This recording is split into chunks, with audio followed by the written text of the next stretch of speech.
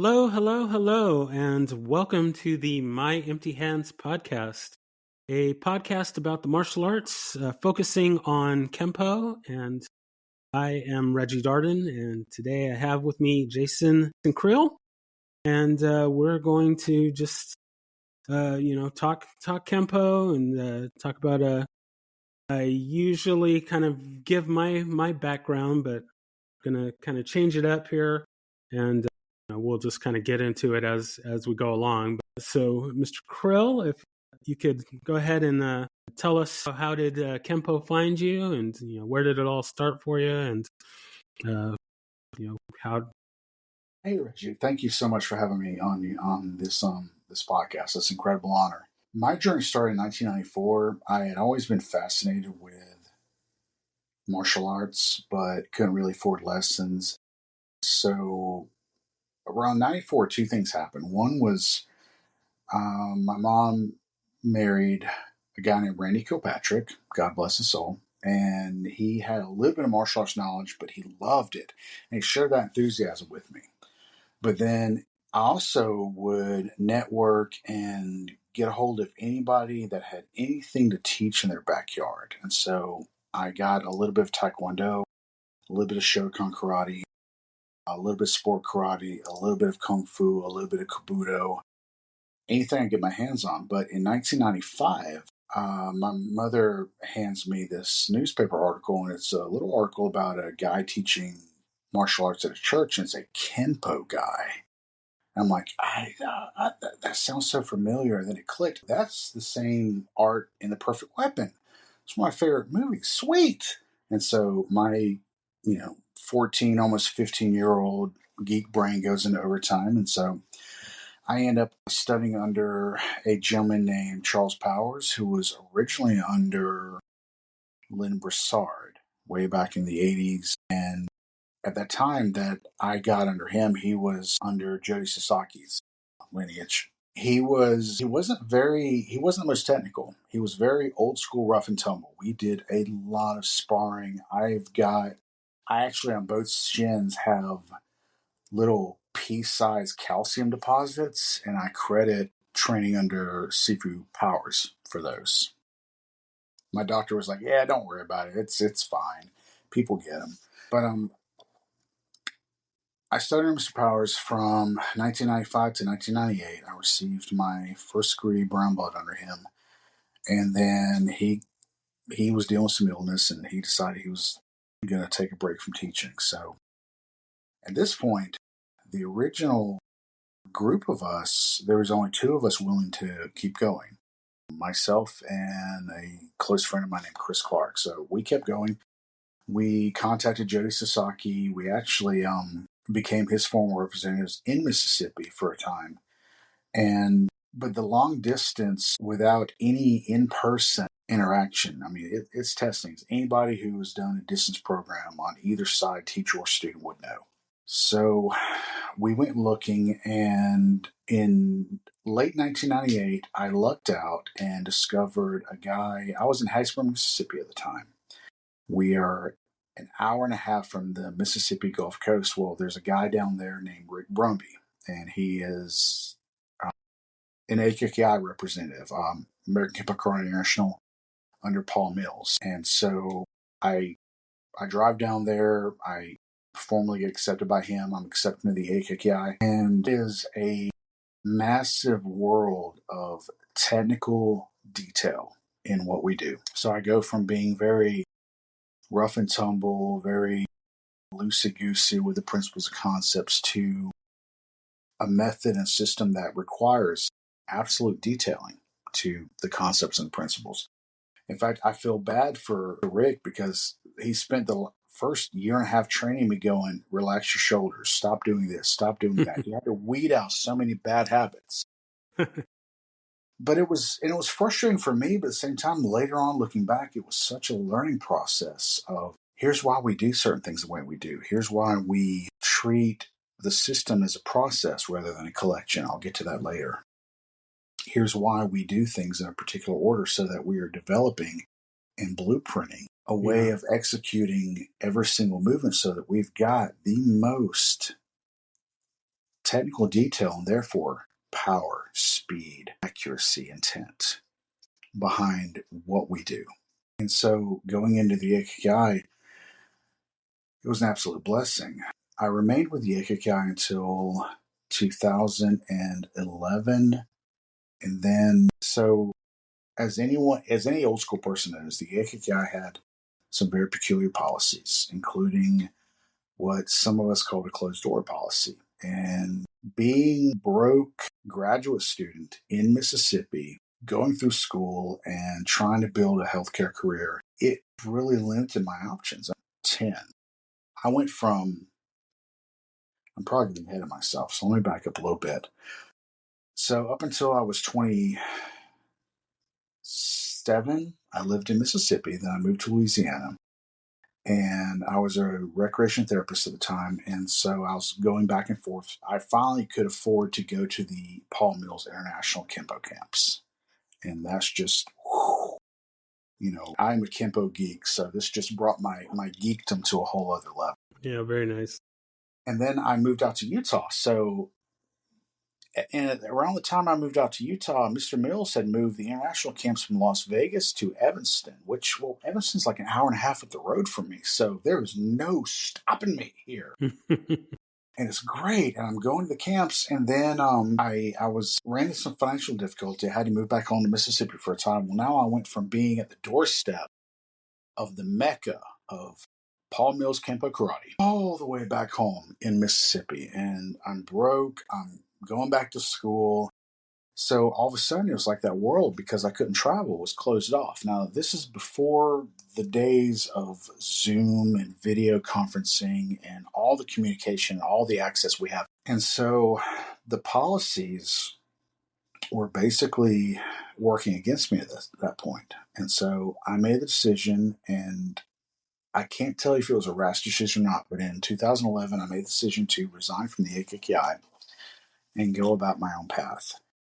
And I will say this, it is one of the very best things I've done for myself as a martial artist, is when you strike out on your own, regardless of how much you know at that point or how much you understand, when you strike on your own, it forces you to put everything, both internally and externally, through this critical process of thinking. And you question it, you want to test it, you want to retest it, you want to make sure that what you're teaching, what you're doing, what you're thinking, the direction you want to go is the best thing for your students. And so it elevated my thinking and my process to a whole other level. And so at that point, I'm a little scattered though. I'm reaching out to Kelly. I'm reaching out to Skip Hancock. I'm reaching out to several prominent people in the Kempo community trying to find my next direction. And I wound up under the tutelage of 2012, I ended up under the tutelage of a man named Dr. Dave Crouch. And he's out of California, the West Coast. And I'm just going to go ahead and just pay some fanfare here for a moment. Dr. Dave Crouch is one of those guys that has forgotten more about Kempo than I will ever know.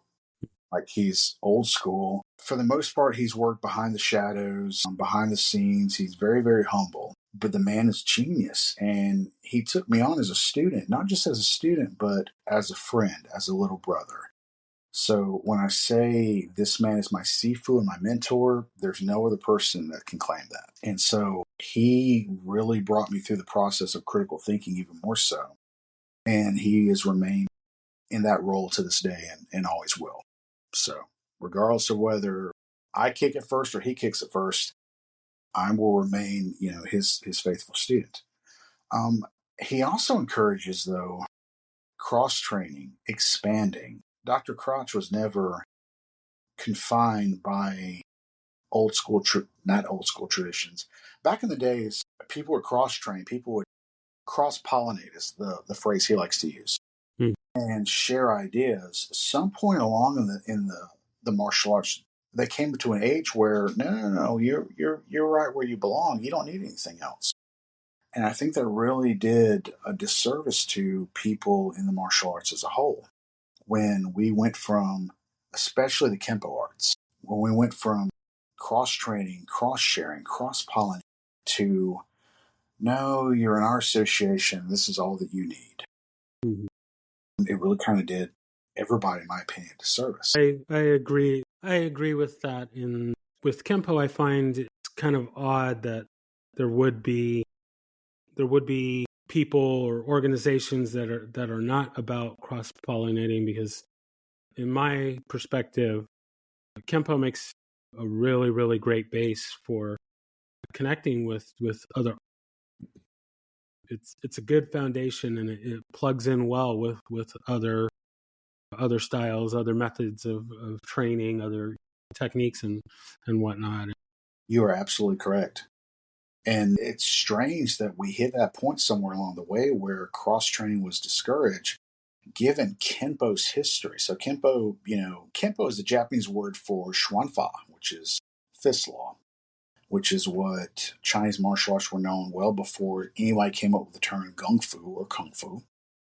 And so in the Hawaiian Islands, between William Kwai Sun Chow on the Hawaiian Islands and RQE Wong in California, I mean, just between those two, look at everything that came about. We had Ed Parker's Kempo. We had the continuation of William Kwai Sun Chow's Kempo.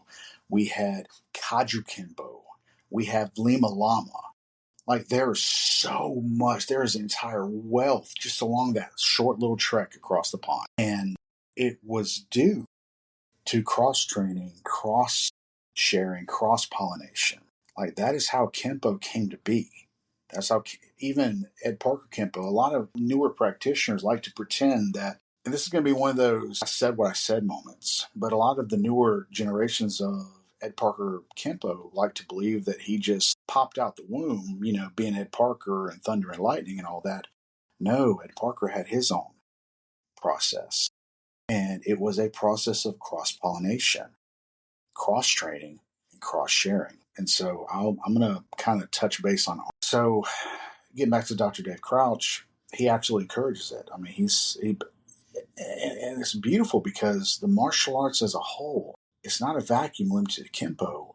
I mean, they say there's nothing new under the sun, and to a degree they're correct. But if we stop sharing, if we stop cross-pollinating, if we stop cross-training, we are going to become extinct. And I don't say that as to mean, oh my God, Kempo needs this, Kempo needs that. Kempo needs an open mind. Now, where the individual practitioner goes with that open mind is up to them. But Kempo does need an open mind. Mr. Parker, when I say Mr. Parker was a genius, I'm not, and again, I started Kempo 5 years after he passed away, so I'm not the authority on the subject of Ed Parker. But I've spent enough time in the company of people that did spend time in the company with Ed Parker they basically all give the same picture. Mr. Parker was a genius, and his brain operated on many different levels. Unfortunately, though, so Mr. Parker was one of those brilliant, deadly martial artists. However, he was also a husband and father. He was also a guy that had to pay bills. And so ultimately the Ed Parker Kempo Karate system that he put out, and it was solidified in the Volume 5 of Ed Parker's Infinite Insights into Kempo. Some people like to call it the 1988 version of Ed Parker Kempo. It is a masterpiece, but it's also a snapshot, A, and B, a delivery system. See, Ed Parker couldn't be in every school every day, blueprinting and polishing skills and basics. So he had to create a delivery model. And again, I'm going to replace the term system for a little bit with the term delivery model. He had to create a delivery model that could get his ideas to masses, to a massive audience in the shortest amount of time possible. So Kempo became very conceptual, and it's one of its strengths and it's one of its weaknesses as well. Because now you've got a bunch of guys that we say we all know delayed sword, but we're all doing it a little bit differently, and there's no blueprint as far as the how. In Kempo, we talk about the what, the why, and the how. The what is the written curriculum. The why is the logic behind the curriculum. They say he who knows what is the student, but he who knows how is the teacher, but they leave out the how. Ed Parker was. I mean, any look at any video of him, that man was in the way of thunder and lightning. So he had to leave out most of the how in his delivery model to get his ideas, his concepts, his principles, and his message to a wide audience. Because the how requires in person, it requires a very detailed approach, not just to what we're doing and why we're doing it, but how we're doing it. How are we getting from point A to point B as far as a natural stance to an inward block to the inside of a right punch? And so you see so many variations of it. Mr. Parker himself, let's get back to Ark Wong. RQE Wong, so RQ Wong was born around 1900 in Canton, China. He immigrated to the United States. A lot of guys like to say it's a popular misconception that Bruce Lee, Li Jianfan, was the first individual in America to teach non-Chinese. That is completely irrevocably false. It was RQE Wong. And at the time, RQE Wong taught, well, anybody that wasn't white. And he had his reasons. And I completely, from a historical standpoint, agree with his reasons. But he was the very first to teach Chinese martial arts secrets to non-Chinese. It wasn't Bruce Lee. Bruce Lee was the first guy to teach white guys. And if you know anything about the history and racist aspect of Chinese relations in North America, particularly in the Western states, you'll quickly understand why. RQE Wong was, in every aspect a grandmaster. And he brought with him not just several styles of Kung Fu, but the biomechanical secrets that they carried. And by biomechanical secrets, I mean things that we can do with motion, with movement in the body to strengthen the body behind the motion, behind the movement. We like to use, especially in my school, we like to use the analogy of a truck. I drive a truck, and I'll tell my students, so if I were to go out there with some tools and take the bumper off my truck and hold my bumper and run at you, is it really going to hurt you? And the answer is no. It might irritate you, but it's not going to hurt you. But if the bumper is on the truck, because the bumper is the fist, the bumper is the shin, the bumper is the foot, the bumper is the natural weapon, but does it have the truck behind it? Ark Wong had a lot of knowledge of what to do with the body to put the bumper or the truck behind the bumper. And that's what he passed on to Ed Parker. This was an Ed Parker, they call it his Chinese Kempo era. And if you look at his literature, he had Kempo Karate, the first book, and then he had Secrets of Chinese Karate. And that book, we call it the SOC book, Secrets of Chinese Karate. Anybody seriously interested in looking at Ed Parker's evolution needs to grab a copy of that book. It's on Amazon. Go get it. And it was when Ed Parker, the Ed Parker that we knew, become Ed Parker. So his introduction to RQE Wong was through a man named Hamal Lafiti. They call him Tiny. Dude was 6'5", 270 pounds. Dude was a big dang Samoan. He was bigger than Mr. And Tiny Lafiti moved like thunder and lightning and the God hand himself. And Mr. Parker went. And so he jumped in, got under Ark Wong for a time, and learned how to really work the body, work the truck behind the bumper, how to align the bumper with the body. And that's what made Mr. Parker, that's when he went from being who he was to who we knew. You know, I have a saying, everybody wants to be 10th degree black belt, thunder and lightning Ed Parker, but nobody wants to start at first degree black belt, struggling with his basics, going through the process. Yeah, Again, you definitely have to do the work. Anybody that we look up to or gets to whatever particular position, more often than not, they had to do the work to get to that point. And yeah, I think some people lose sight of that. You know, kind of like you said, you know, they think, oh well, you know, Ed Parker just popped out and he was Ed Parker. And it's like, no, there's a lot that goes into becoming that personality and that that leader. That's you have to work at it. There absolutely is. You know, Mr. Parker found his process. You know, the thing that made Mr. Parker great was that no matter how much he understood, no matter how much he knew, no matter how much he could, no matter how great he was insatiably thirsty for more knowledge, and he sought it out. He looked at everything and he gleaned what he could. He incorporated it. He had this mind of, he was brilliant. It's not just fanfare. The man was brilliant. I believe that around the time of his death, he was looking at the next stage of Kempo and what he was going to offer, because even though he still had bills to pay, and he had to be a businessman with a businessman's mind as far as the delivery model he provided.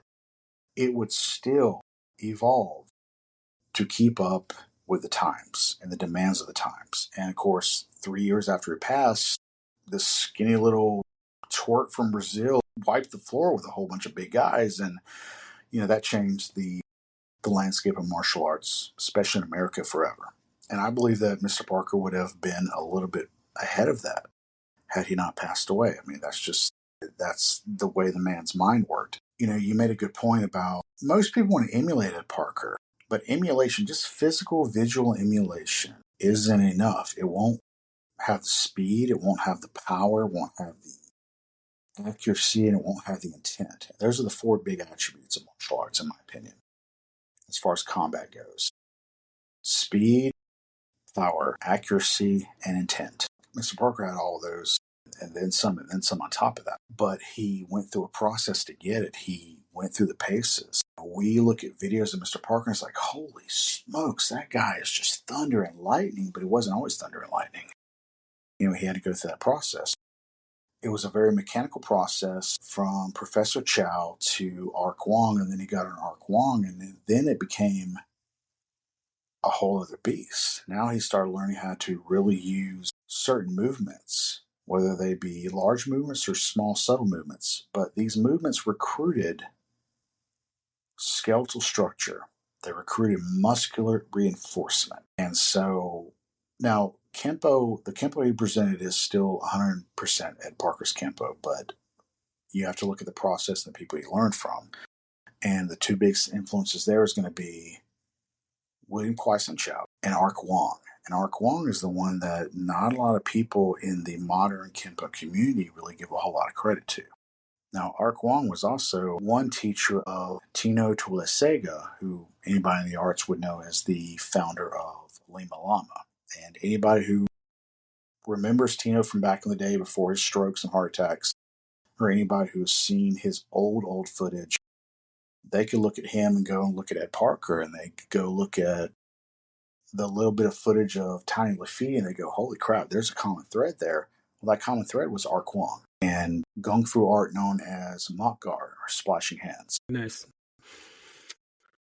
So to kind of get back to your journey there, is there any, well, I'm sure you have tons of story, but can you maybe tell me about just a moment that stands out in your training, preferably pre-black belt, but just kind of any story that kind of sticks out in your mind, or situation maybe that kind of jumps out to you that you'd like to share. Oh boy, I said ask the hard question, then you did. Now it's like, wow, which one do I pick? Mr. Parker had a quote, and I'm going to paraphrase it because I can't quote it verbatim, but he basically said, guts and conditioning and willpower take over where technique will stop. My brown belt test, it was in July of 1997. Now, the old timers are going to go, hi, you're still a baby, and they're right. I am still. They're absolutely correct. I'm still a baby. My brown belt test was Mr. Powers taught at church, and so this church was on the eastern side of Hattiesburg, Mississippi. Anybody from my hometown will know that's not the best part of town. And so I didn't have a car then. I rode a bike everywhere, and my brown belt test was in the middle of July in South Mississippi. So anybody that has never been to the Southeast, you're not going to get it, but it's hot down here. Not only hot, but it is incredibly humid down here. And so the brown belt test was about how much technique and technical knowledge is still going to be present after we have worn down the body. and worn down the mind. So Mr. Powers' methodology, and everybody's brown belt test was a little bit different. That's what I love about him. He individualized his test for everybody. He based it on them. Mm-hmm. Well, I don't know what he was thinking or what I did to peeve him off, but my brown belt test started with him. So I'm in a white gi, green belts, and he's going to drive me roughly a mile east of the church. So we've gone from bad neighborhood to, dude, what are you doing here? Neighborhood. And he had a 94 Mustang. It was a dark red. So he drives me east. He stops. He tells me to get out of the car. We're in a residential neighborhood. He walks to the trunk, and it was either a 70 or 100-pound punching bag. I'm not gonna lie. I don't remember which. And he tells me to grab it, throw it over my shoulder, walk back to the church. Again, it's July. I am a 6-foot white kid in a place where a 6-foot white kid should not be, and I've got about a mile walk ahead of me. So I start walking, and I'm not gonna lie, I was pretty nervous. So I get back to the church, and I mentioned Chris Clark earlier. He was a couple of belts ahead of me. He was one of Mr. Powers' instructors or assistant instructors at that time. He's waiting there at the front of the church, hands on his hips with this big grin on his face, this evil grin. He goes, okay, 5 laps around the church. Now, by church standards, it was not a big church, but I went ahead. I got my laps. I got my 5 laps in. I'm still feeling pretty good. He goes, okay, 5 more. Chris is one of my closest friends, but in that moment, I hated him. So I get my next 5 don't laps. blame you. I am not a runner, and that would he would not get a Christmas card that year. I don't think he did get a Christmas card that year, but so I do my 5 more laps. At this point, mentally, I'm close to being kind of broken at this point. Like, I am tired. And I'm one of those guys where when I'm physically tired, I don't learn well. I don't talk well. Like, my technique goes out the window. Or at least at that point I was. And so at this point, that's when the technical test started. Was I go in and I have to go through all the basics. I have to explain the principles and I have to demonstrate them. Then we go to the forms. And I'm in my head, I'm botching it like badly, but I'm 17 years old. No, scratch that. I was a few months before I turned 17, so I still had that youthful, rebellious. I'm not going to quit. I'm going to get this, and so I can't promise my technique was all that, but I didn't fall out just yet. Yet being the operative term. And then we go through the techniques and we go through all the techniques up to that point, and I'm exhausted, but I've got my second wind. I'm feeling good. And he goes, okay, let's start back at yellow belt and go through them again. And I didn't cry outwardly, but inside I was crying. I'm just going to be point blank honest. And there's a lesson here. So after all that's done, Mr. Powers has Chris take me back outside, and I have to do 4 more laps. At this point, I think I've died somewhere in this test, and I'm in hell. I'm in hell. I've died. They hate me. What do I do? But I keep on. I push on. And then I come back inside, and then we have to spar. So I'm going to stop the story right there. The point of that is, and it goes for me later on, I didn't fully understand until later on, but willpower and guts and conditioning will take over where technique and knowledge let off. And that was the point of the test. My black belt test was not that hard. No test I've had since then has been that difficult. And it was kind of not just a test, but a rite of passage. And Mr. Powers had a very simple methodology that I've carried forward to this day. I know you're ready when I decide to test you. I know you've earned the rank. I know you're worthy of the rank. I know you're at that level. What I know doesn't mean anything until you see it for yourself. And for some of us who are very, very self-critical, the test itself has to be the thing that shows us, yes, we did earn it. We have to the test has to remove all doubt from our mind. And so therefore the test has to break us down. So again, I'm going to paraphrase Mr. Parker's words. Willpower and guts and conditioning will take over where technique and knowledge fail. And I think we've lost that in the martial arts as a whole, but especially the Kempo community, is that Kempo is about survival. Kempo is about, now the ultimate aim of Kempo, and this is something that one of my other teachers, Scott Hildebrand, tells me often, the ultimate point of Kempo is to make better people, which I agree. But warriors are also better people. And so if we're not challenging ourselves to the extent that every once in a while we break ourselves down to see what we're still made of, we're losing a very critical lesson found within the martial arts. And so I'm grateful for that brown belt test because, again, no test I've had since has been that difficult. Like, that test broke me mentally, and I passed out after the test, thank God, but it left this idea of what testing really is.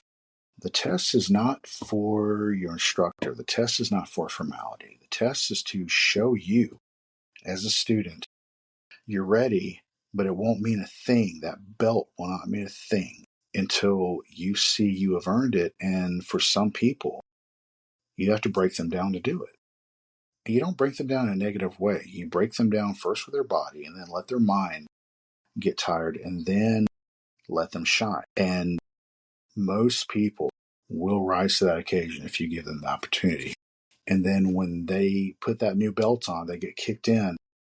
There's no doubt in their mind. Self-doubt is the destroyer of human beings, the destroyer of good people, and the destroyer of martial artists. So if our belt tests are designed and intended to break that self-doubt down, we make better martial artists and we make better students, and therefore better people. Now, the military understands this, but somewhere in the martial arts, we've lost this, especially in commercial sorefoot Kempo. So I hope that was quite a ramble, but that was when you said, hey, give me a memory of your journey before black belt. That's the biggest one. And I like that. I continue that to this day. I've been teaching since 1998. And in that time period, I promoted one person to the rank of black belt. And it was Taylor Evans. He's actually my nephew as well. He started with me in 2011. In early 2023, finally testing for his black belt. And Taylor's like me. He's going to question. He's humble to the point where, am I sure? Do I really deserve this? Do I really know what I'm talking about? Do I really have this? And so the test for him had to be, I knew he was ready, but it didn't matter if he had a doubt. So the test had to break him down and show him what he was made of. And it did. And so that lesson I credit from Mr. Powers. And I feel like it's something that really is missing from Kempo altogether. Kempo should not be easy. Kempo should be productive. Kempo should be fun, but it should not be easy. And if it's easy, we're doing something wrong. If it doesn't challenge us, if it doesn't make us question ourselves to some extent, we're not growing in Kempo. We're just doing some hobby and calling it Kempo. Gotcha. Yeah. Yeah. No, I like that. And definitely gives me something to look forward to as we're recording. A few weeks out from my green belt test, and yeah, that was pretty brutal. Yeah, brown's going to be fun. So luckily, I've got a while before I get there. I got some building up to do before I get broken down again. You're absolutely going to rock it out, my friend. I promise. Alrighty. So what would be kind of your thought of where Kempo is now, and kind of where would you like to see it go in the future? You know, with the popularity of MMA coming up, you know, has really kind of changed people's viewpoints of the martial arts, and just kind of wanted to see what your thoughts about Kempo, about, you know, I where it should sincerely go. believe, I sincerely believe that MMA addressed a within the martial arts community that the martial arts community previously met. You know, people of the two generations before me, they talk about the 60s, the 70s, the early 80s, the days where people would train in absolute heat. They train without air conditioning. They train till there's blood on the floor, yada blah. And they're not just talking smack, though. We had some real hardcore people that, for whatever reason was in them, they just wanted to hit. They wanted to throw down. And at some point, the martial arts, the commercial martial arts as a whole within the United States stopped meeting that need. And so when Rorion Gracie debuts The Ultimate Fighter in 1993. All those guys that have had that itch to throw down and they haven't found a way to scratch it, well, now they've got a way to scratch it. I believe that MMA partly grew from an unmet need that the martial arts within America used to meet back in the 50s and 60s and 70s and the early 80s. At some point, due to liability, due to commercial success, due to people getting soft as a whole, maybe, the martial arts stopped meeting that need, and MMA picked it up. Because you're always going to have a group of guys that, for whatever reason, they just want to throw down. Not saying they're bad guys. I mean, society needs more guys like that. The martial arts, especially Kempo, just stopped meeting those needs for them. And so MMA picked up. So for us to revitalize, we've got to start showing, yes, we can still throw down. We can still throw down on that level. We don't hide behind a uniform or a belt or a curriculum. We can still glove up and show what we're made of. We can put our money where our mouth is. That was the basis of the Gracie Challenge. Now, the Gracie Challenge, it was kind of, let me back up and say, I'm not a jiu-jitsu guy, but I've trained jiu-jitsu. I absolutely love jiu-jitsu. It is an absolute necessary component. Even if you don't dive into trained jiu-jitsu, you should still be very aware of what you're dealing with. Mr. Paul Mills used to say, if you're going to learn how to defend something against something, you've got to learn how to use it yourself. And so I look at jiu-jitsu and grappling the same way. Now, unfortunately, jiu-jitsu's got this little thing called gravity on its side, but that's just life. So when the Gracie Challenge came out, nobody knew what hit him, and it was such a brilliant marketing move. But at the same time, it was also a very honest, combative move as well. We've got to not only evolve, but get back to an ideal that we had in the 50s and 60s and 70s, where we are not afraid to glove up and put our money where our mouth is, good, bad, for better or worse. And again, because of liability, because of people trying to make a living with martial arts and commercial school fronts, we lost that something. And MMA transformed into a sport, and then it attracted those guys that previously would have been in someone's backyard with 16-ounce gloves and shin pads and just beating the snot out. So in my opinion, to get to where MMA is, and it's possible, I just don't think it's probable. We've got to get back to a place where, yes, we can talk about principle all day long, we can do forms and sets and techniques all day long, but we have to be able to glove up and throw down and put some of these principles into action. And that's where a lot of Kempo guys fail, because of the delivery model. You know, I've heard people say, well, show me how you use your technique in sparring. Well, what do you mean by technique? Do you mean 5 swords? Or do you mean me angle off to find a superior angle, throw down that superior angle to find a better angle of incidence, forward pressure, and use Mr. Parker's analogy of the 7-course dinner and roll through your defenses? You know, what's technique? 5 swords or an active live application of the principles? If we say, well, a technique is 5 swords or delayed sword or clutching feathers, or we're missing the point of what Kempo could be. I heard a jiu-jitsu guy say one time, and it stuck with me, drillers make killers. And so I've always said for the longest time, with Kempo, you can do one or two things. You can learn how to fight, or you can learn how to dance. Now, if your Kempo is completely choreographed, you're failing. You're absolutely losing as a martial artist. But if you take the lessons inherent and you drill them and you make them alive, now you're doing a martial art. So Kempo guys, I'm going to address just Parker Kempo. We've got to stop dancing. We've got to stop worrying about, well, I knew this technique, and if this technique fails, then I've got this other technique. We've got to learn how to take the lessons from those techniques and just drill them. We've got to learn how to understand and apply the principles, not just quote them, but drill them, put them, like Mr. Paul Mills would say, put it to the edge of your hand and the edge of your foot. If you can't put it to the edge of your hand and the edge of your foot, you don't understand it. You don't know it. We have to go beyond the choreography. One of my biggest criticisms of the Parker Kempo systems that is so material heavy that a lot of guys most guys end up memorizing and then just regurgitating what they've memorized. But it's not alive. It's not spontaneous. They haven't drilled these principles. They haven't isolated and drilled these lessons. Every technique in the Kempo system has at least one lesson to it, at least one golden nugget to it, that if you just extrapolate that, isolate and pull it out, and then drill it, and then start drilling it with different scenarios. There's Kempo.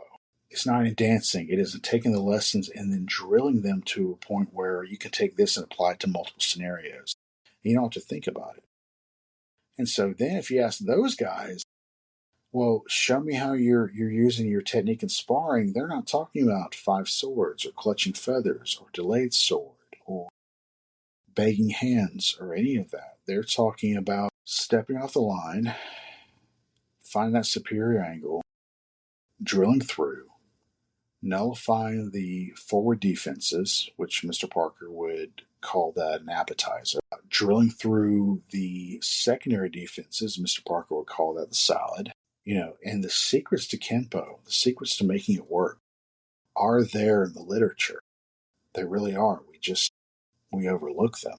We're too busy going through choreographed sequences. And when it comes time to test for a belt, we're not fighting, we're dancing. And Kenpo is meant to be so much more than that.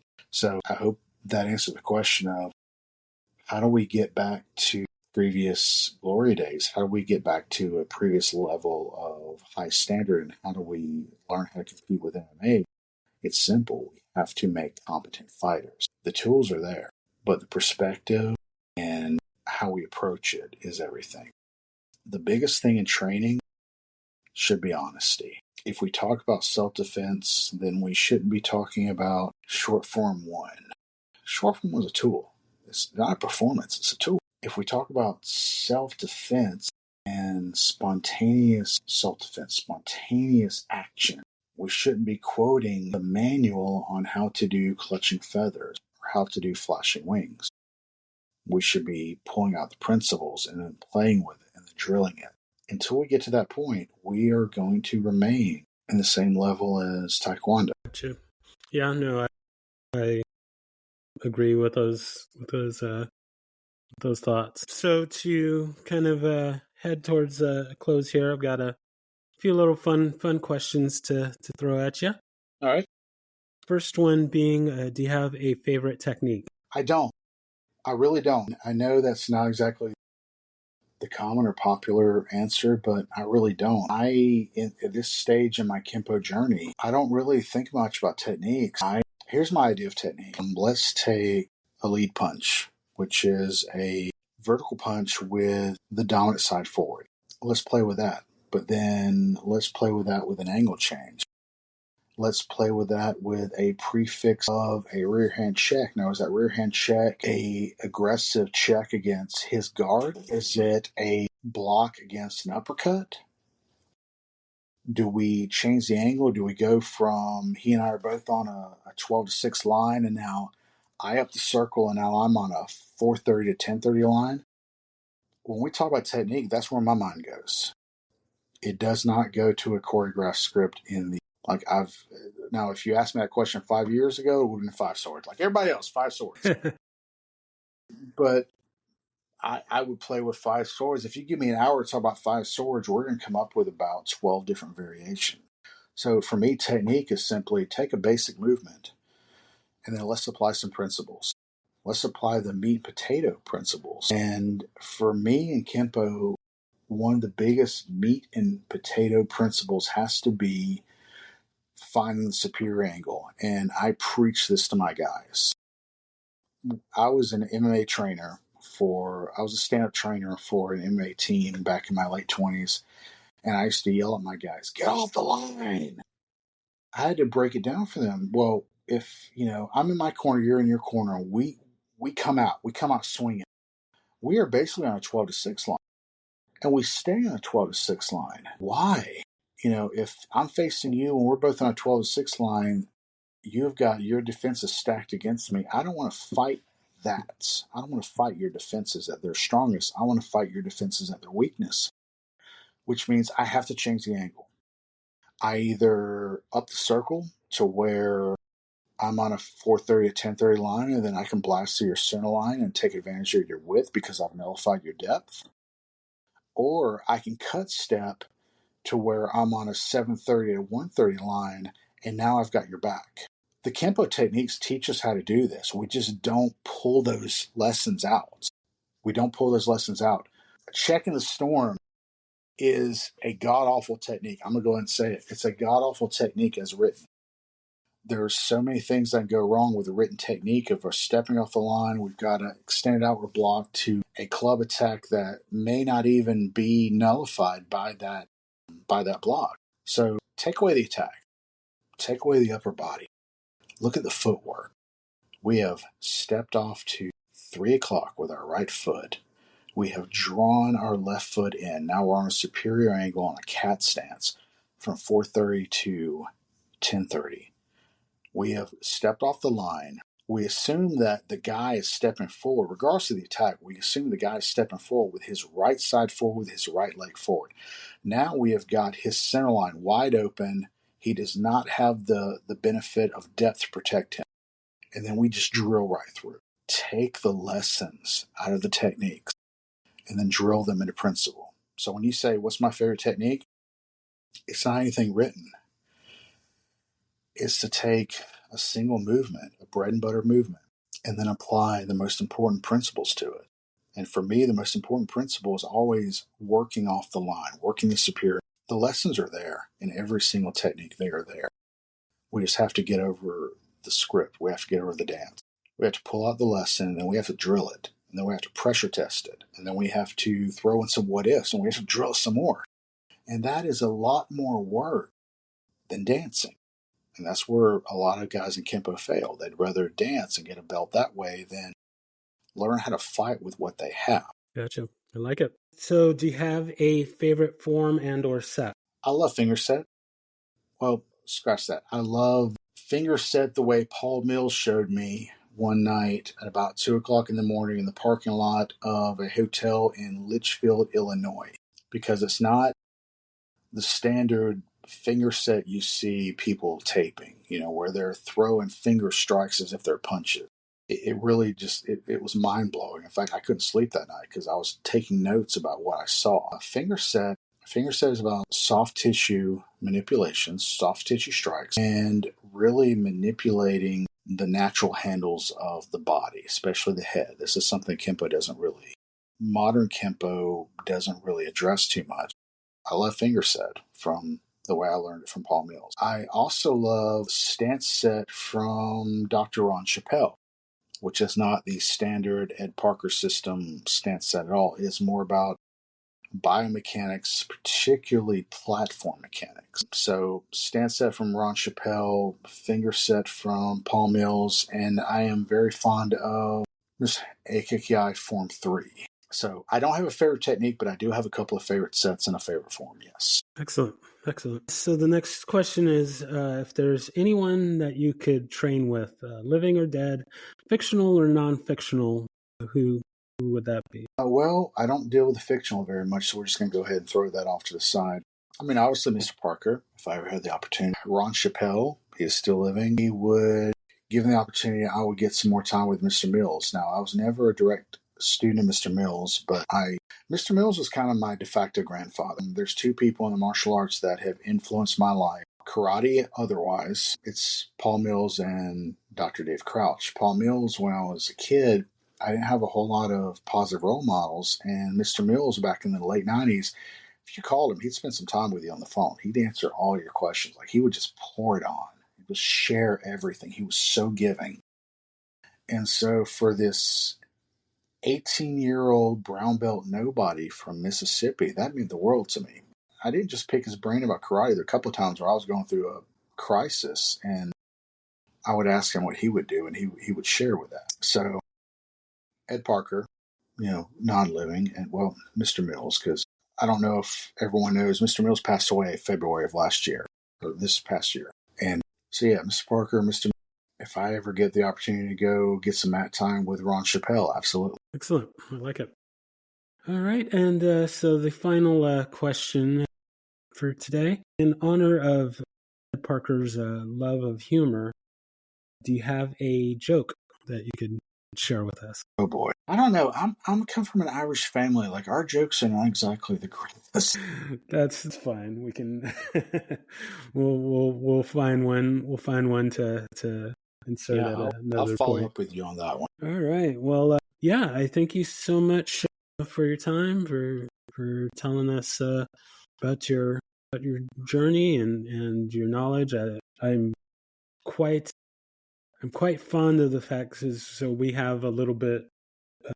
Our journeys are kind of similar. I got started because I saw The Perfect Weapon, and I started about 93, 94.